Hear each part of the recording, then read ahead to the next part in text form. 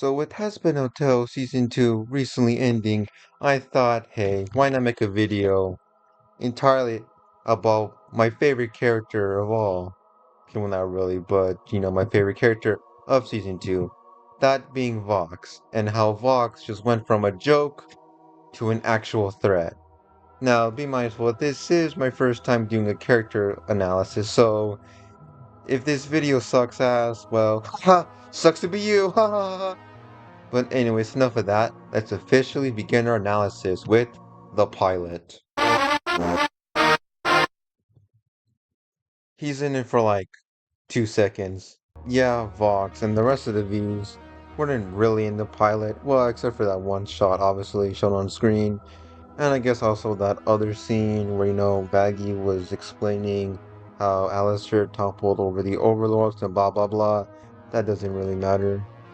I mean, like, I guess there's also the Instagram accounts, but I'm pretty sure like they're not even canon anymore. The Instagram accounts kind of completely got assassinated. Huh, maybe Blitzo do something with it. That doesn't matter. I guess the only thing we can really talk about is his design, which I mean design is basically the same, like the only difference I could say is that both his suit and his screen are more gray and black than dark blue, and that's really it. I mean, you see a shot of him taking a selfie with the Velvet and stuff. And if you're curious, my initial thoughts on Vox were like, I'm like, oh yeah, TV guy. He looks pretty cool, I guess. I mean, he's clearly going to be somewhat of a parallel towards Alistair. And Yowie. Wait, what? Anyways, enough blue balling you with this. Balling, whatever the fuck. Was enough of that shenanigans. Let's actually get to the first season of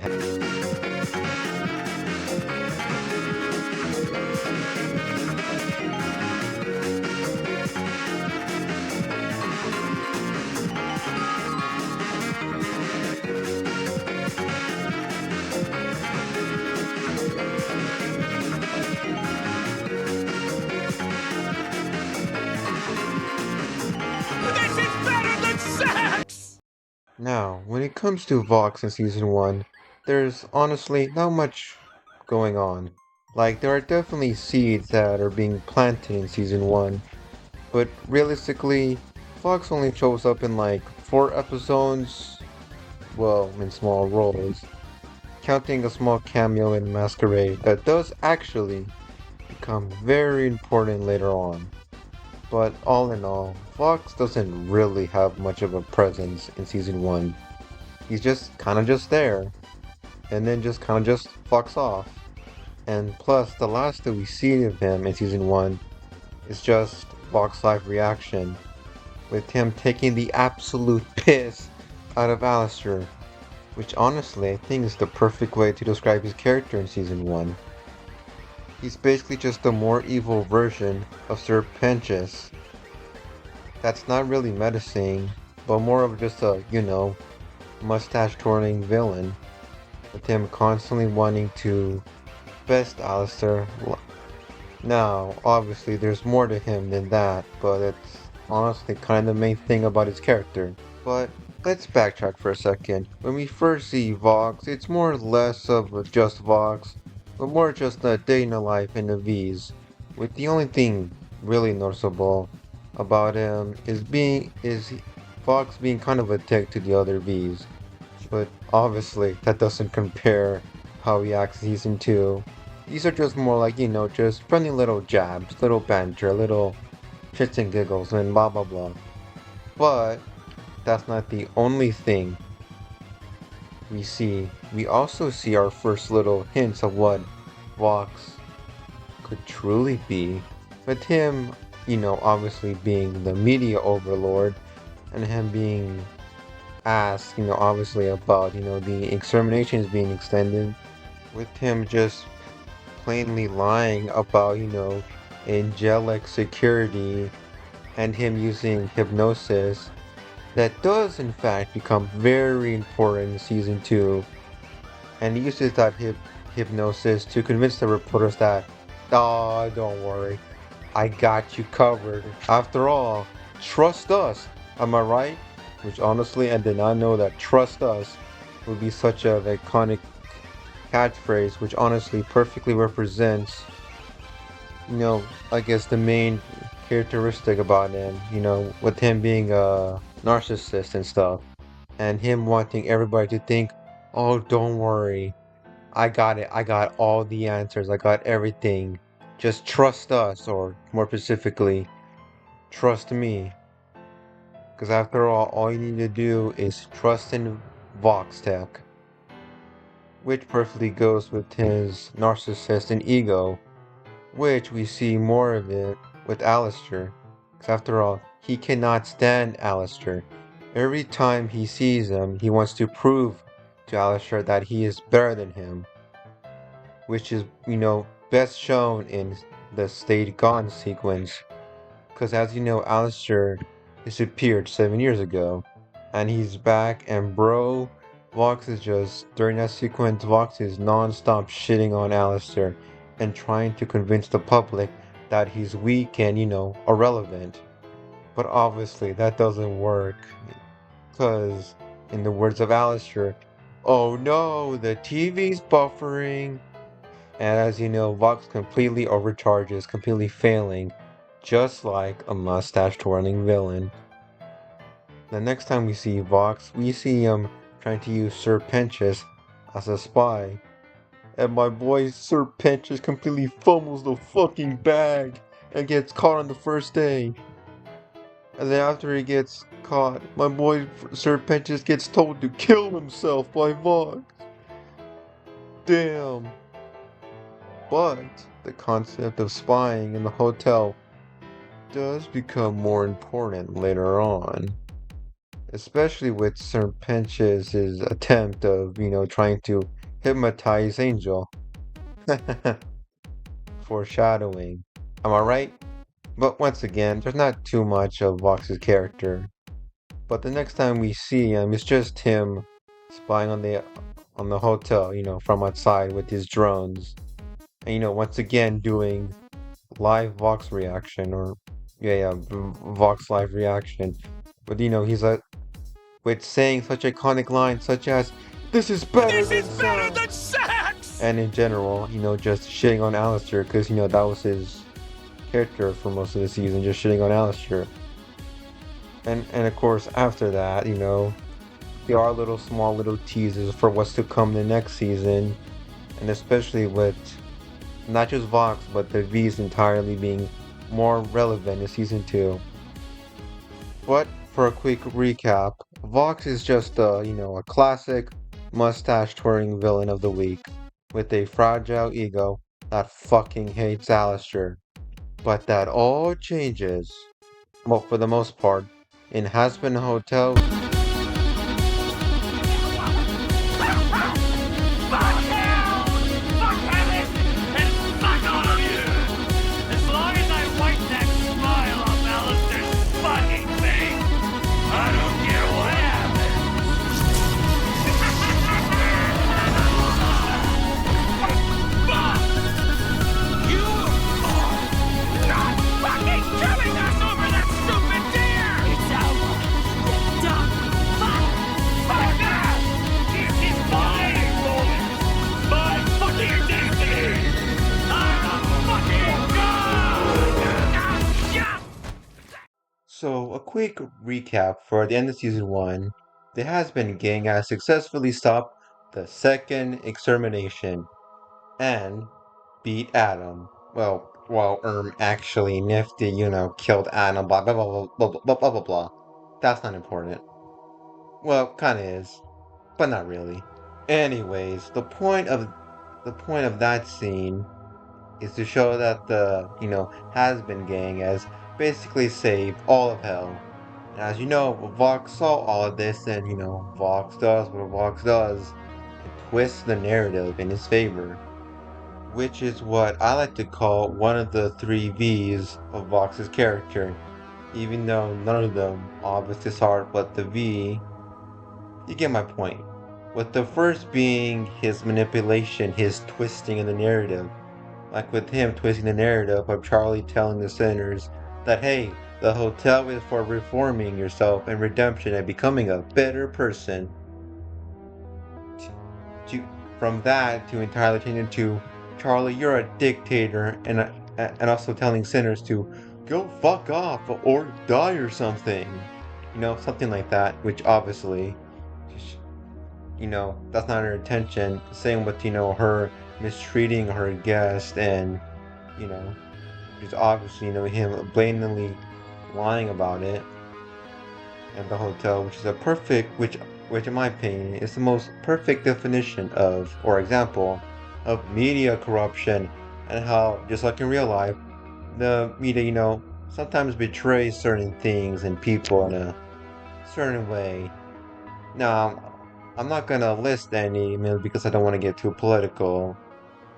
And also, I'm too fucking lazy to think of examples. But besides that, Charlie perfectly plays into Vox's trap with her trying to, clear her name, saying, "Hey, I'm the bad guy. I'm the good guy." But as you know, Vox does what Vox does, and once again, twists the narrative in his favor by making Charlie look bad as possible with his Hazbin Hotel behind closed door series, which is shittily made, but that doesn't matter because, as you know, People need to believe. And nowadays, they'll believe anything.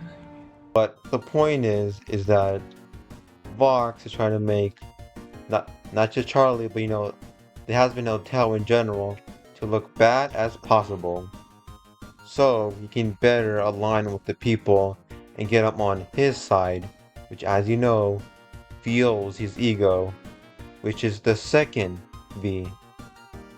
His ego, his drive to be seen as a god, which we can actually see on his time on Earth during the flashback we see in episode 8, where we see that when he was still alive, he was just a normal weatherman. But as you know, he wanted more. He didn't just want to be just a simple weatherman. He wanted a promotion. But unlike with normal people who would normally just wait for a promotion, he took matters to his own hands by literally fucking killing his competition. After that, for some reason, he got no consequences because I guess people were that fucking stupid that they did not suspect him of causing all the murders.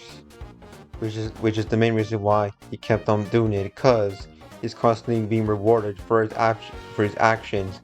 With him going to higher and higher positions, which honestly, I think the best way to describe, well, his ego and situation is, well, first of all, guys, have you heard of the Cut Lorex song called Bingering?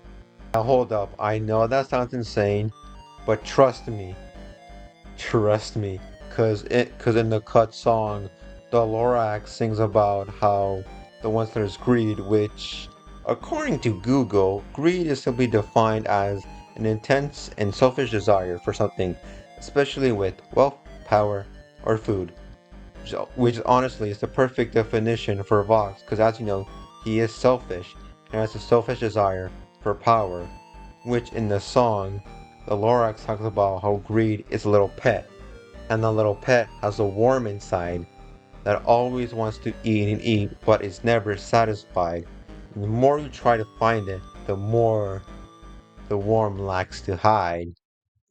And not to mention that one specific worm, as the Lorax likes to call it, pride. That's kind of funny. How the funny TV man has more pride than the actual ruler of hell. Anyways, back on track. Because, as you know, well, I just said this super relates to Vox, because Vox is someone who needs constant validation, constant glazing, and just in general, just wants to be seen as a god, which is one of the main reasons why he wants to invade heaven, so everybody can truly see him as, the one true god. Which is kind of funny because in Vox's song, or one of Vox's song, Vox Day, he literally compares himself by saying He is the flood. As you know, who caused the flood? God. And not to mention, honestly, Vox is just more Lucifer coded than actual Lucifer. That's kind of funny, but besides that, as you know, Vox has an ego that is never satisfied. But it doesn't matter how much love and attention he gets, because at the end of the day, that will never satisfy him. And not to mention, we see his ego and pride evolve throughout the show, with our first example being him accidentally saying, "Trust me" instead of "trust us," which is something he clearly got back when he was alive, which that being, one of the, news anchors, his catchphrase, where he later adopted it for himself. Which, not gonna lie, with all of this, it's no surprise that he loses his marbles in Act 3.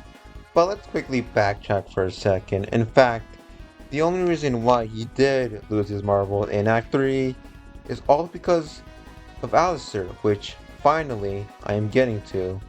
So as you know, Alistair is a very important character, not to just the show, but to Vox's story, especially in season 2, with, Alistair purposely getting, captured by Vox and making a deal with him to not lay a hand on Charlie Morningstar, which, as you know, he's purposely doing this just to further feed into Vox's ego, while also manipulating him.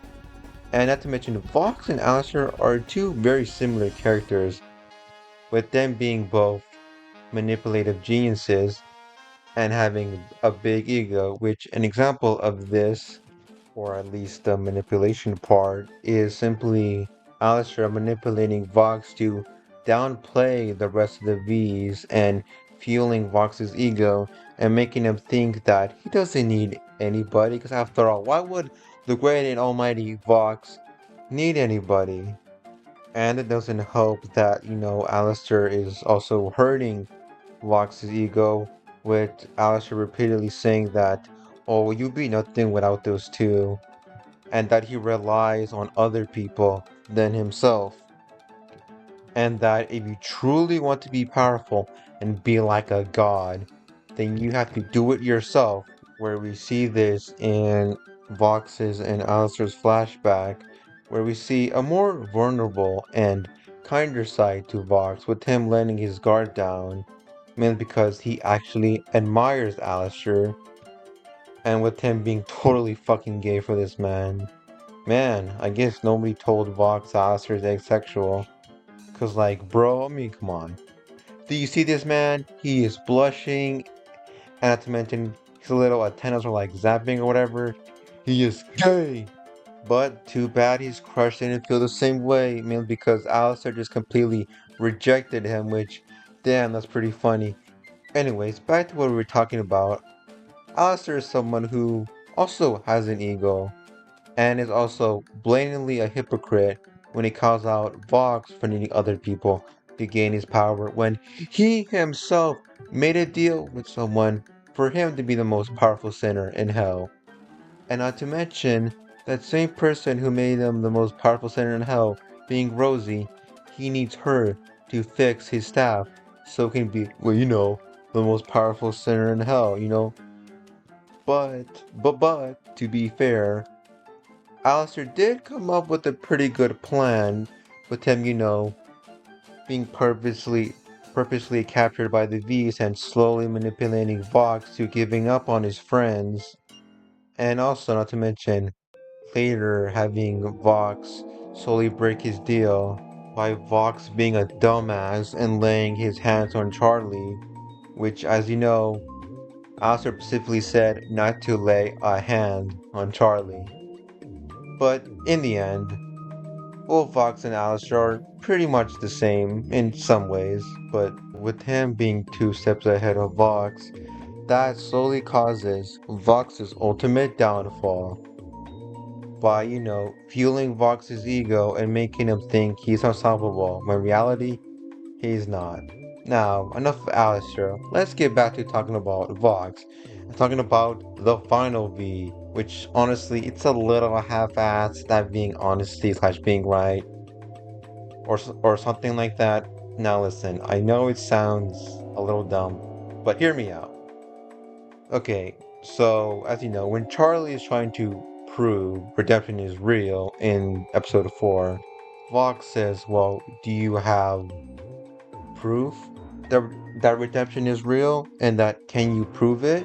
Which first of all, Vox is right. He's absolutely right. Like, can you prove that this concept that you're saying is real? Well, is real. And that, of course, the last thing he wants to do is spread misinformation, which is obviously bullshit, but, you get the point. Anyways, another example of that being, I think, quite literally the next episode, after, Vox completely destroys Lucifer, is when the angels come and try to apologize with fucking gift baskets. And he literally says that you are apologizing for genocide with gift baskets. And he's right. He's absolutely right. Not to mention, he shows, images of angels exterminating the sinners. And it makes it worse is that he is not manipulating or changing the narrative. He is telling the truth. And with all of that, it is very understandable why the sinners are very pissed because, once again, you cannot apologize for genocide with fucking gift baskets. I don't care if the taffies are supposedly really good or, in fact, actually, you know what, maybe they're right, maybe the taffies, are actually pretty gas. Maybe they're the best taffies ever, but I doubt that. I doubt that the taffies are that fucking good. And just like that, Heaven completely fumbles the bag, and he takes advantage of that with getting, obviously people more on his side, and with, him mainly using the first V, which is slightly changing the narrative, especially with his Lilith movement slash quote, resist! Which we hear throughout episode 5 and beyond. And not to mention, Fox specifically uses the name of Lilith and her beliefs for his own agenda and twisting the resistings, quote, where instead of being, resist for yourself, fight for you, it's resist heaven and fight for hell and, defeat heaven and blah, blah, blah. All that stuff. And not to mention, he doesn't just use the name of Lilith for his beliefs to push his agenda. He also uses it for the might of Lilith, which is literally just a giant fucking cannon, which is supposed to be used to attack heaven or mainly just get rid of its shield barrier. Just like a cult leader using somebody else's name for his own benefit. And just because I'm a nice guy, instead of, just telling you the scene in more detail, here's the scene right now. Also credited this person. I come to make an announcement. Shadow the Hedgehog's a bitch-ass motherfucker. He pissed on my fucking wife. That's right. He took his hedgehog fucking quilly dick out and he pissed on my fucking wife and he said his dick was this big. And I said that's disgusting. So I'm making a call-out post on my twitter.com. Shadow the Hedgehog, you got a small dick. It's the size of this walnut except way smaller. And guess what? Here's what my dong looks like. That's right, baby.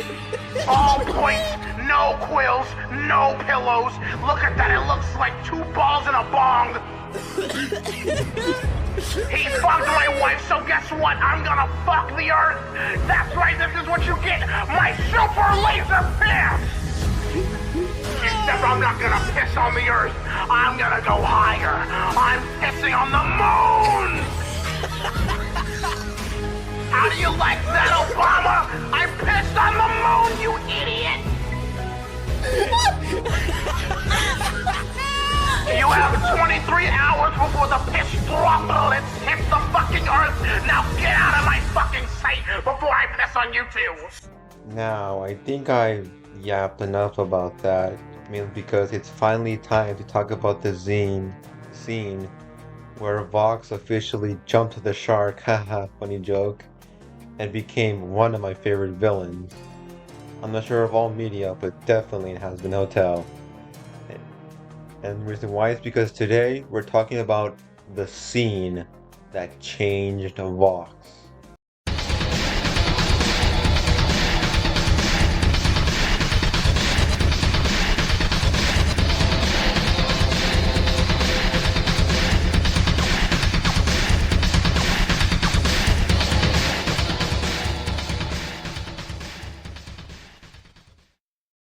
Now, I'm not sure if I mentioned this, but there's this scene where Vox needed Angel for something, so he went to Valentino to ask him if he could borrow Angel for a second. So when Angel, goes into the motel and he enters, the door mysteriously closes behind them, and we see the eyes of, fun fact, the dead sinners just start looking and locking into Angel, where we see, once the doors close, we see nothing but Vox's blue screen scarily illuminating in the background before getting quickly closer to Angel and using his wires to, let's just say, do some not so wholesome stuff to Angel Dust. Also being fucking weird says that he finds it cute when Angel screams like, bro, dude. Listen, I know you were a bad guy, but I didn't know you were a bad guy. Like this bro like stopped being a goofball and he's now, you could say, an actual threat with physically hurting Angel. And not to mention, I forgot to mention this, but when Vox visited the hotel, he, well, firstly, after, the dumbass fucking doobie doo bad shenanigans Charlie did, Vox just straight out just said, hey, how can you redeem Angel when he is somebody who murdered his own father in cold blood? Now, obviously, we don't know the reason why he did that. I'm not saying it's justified to kill your family, but definitely get an understanding. And clearly, Vox was just doing that just to get under Angel's skin. It's gonna be like, maybe I don't deserve redemption, which technically does work because, when we later see Angel in a future episode, you see him like, yeah, maybe redemption's not my thing, which, basically giving the idea that maybe it's not cut out for redemption. But wait! There's more! Oh, ho, ho, ho, trust me. There's more. Like, we're actually getting to the end game now, boys. Because we can finally talk about the scene where we find out. Okay, Wes, we're like, we're already at this scene, but we're not getting the reveal that Angel has been the spy all along. Where we actually get an explanation why. I forgot to mention this also, but when Lucifer came down to confront Vox, he was not scared because he knew that Lucifer couldn't do shit to him because, in fact, Lucifer cannot smite sinners at all. That's his punishment, for being in hell. And this was all possible due to, Vox's hypnosis, him hypnotizing Angel and making him tell all the important details about the Hazbin Hotel, which I think this has been going on since season one, like around season one. And not to mention, remember that cameo I said Vox had briefly in Masquerade?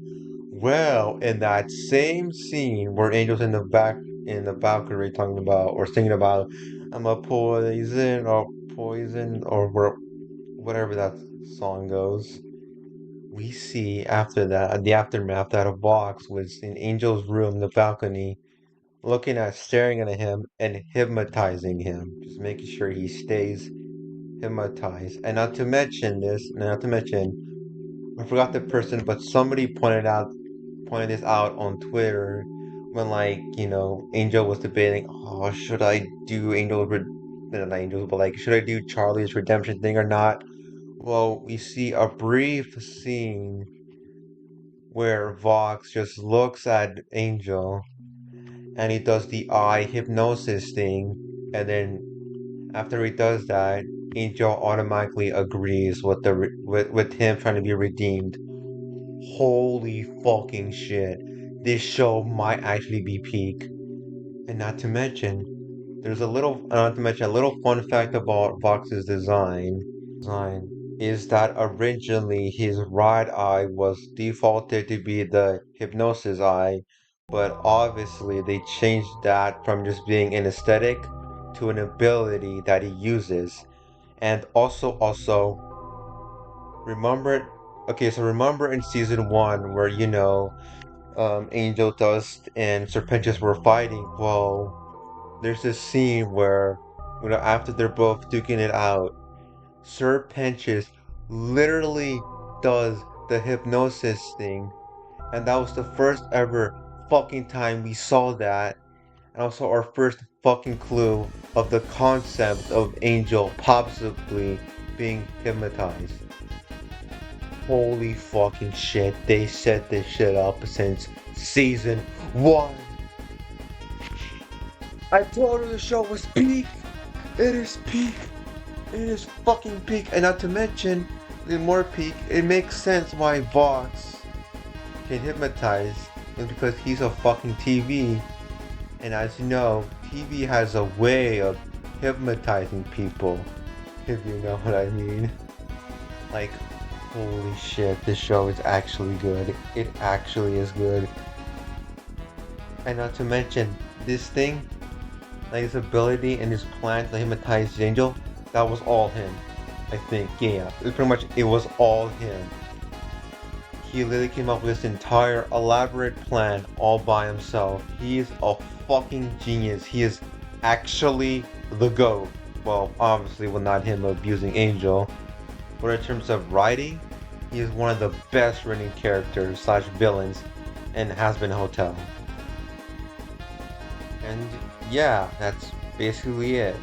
And sorry if this video is probably really fucking messy. Sorry, this is my first time ever doing a proper video essay with the, 5-page script and everything. And yeah, honestly, I would say I majority was reading the script correctly. I kind of went off script in a bunch of parts, but I think I decently got my point across.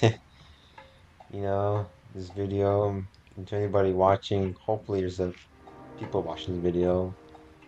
I mean, if they don't, that's just the YouTube process. But hey, let's not be a Debbie Downer. On the bright side, or on a lighter note, if you're a Deltarune fan, well, I mean, come on, you have to admit that Vox is what people originally thought Tenno was gonna be, or at least Mike.